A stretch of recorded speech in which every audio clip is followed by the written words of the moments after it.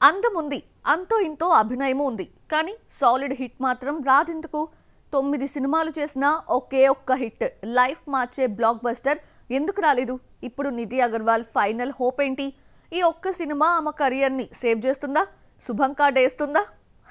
Munna Michael మూవీతో బాలీవుడ్ లో అడుగుపెట్టిన నిధి అగర్వాల్ అక్కడ అంతకు మించి అవకాశాలు రాక సవ్యసాచితో టాలీవుడ్ కి ఎంట్రీ చేసింది. సవ్యసాచి, మిస్టర్ మజ్ను, ఇస్మార్ట్ శంకర్ వరుసగా తెలుగులో 3 సినిమాలు చేసింది. అందం, కాస్త కూస్తో అభినయం, డాన్స్ ఉన్నా కానీ తన కెరీర్ కి బ్రేక్ ఇచ్చే హిట్ మాత్రం రావడం లేదు. రామ్ పోతినేని సరసన నటించిన ఇస్మార్ట్ శంకర్ తో నిధి అగర్వాల్ కెరీర్లోని ఒకే ఒక్క హిట్ వచ్చింది.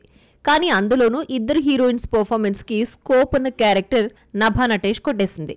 దీంతో సోలో హీరోయిన్ గా ఒక్క హిట్ కూడా లేదు. ఇస్మార్ట్ శంకర్ తర్వాత వరుసగా ఈశ్వరన్, భూమి 2 తమిళ సినిమాలు చేసినా ఆశించిన ఫలితం అందని ద్రాక్ష అయ్యింది.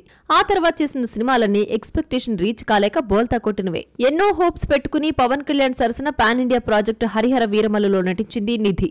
ఎంతో హడావిడి చేసిన shoot delays, release post Ponce, content convincing గా చెప్పకపోవడం వల్ల ఆ సినిమా బాక్సాఫీస్ ముందు నిలబడలేకపోయింది.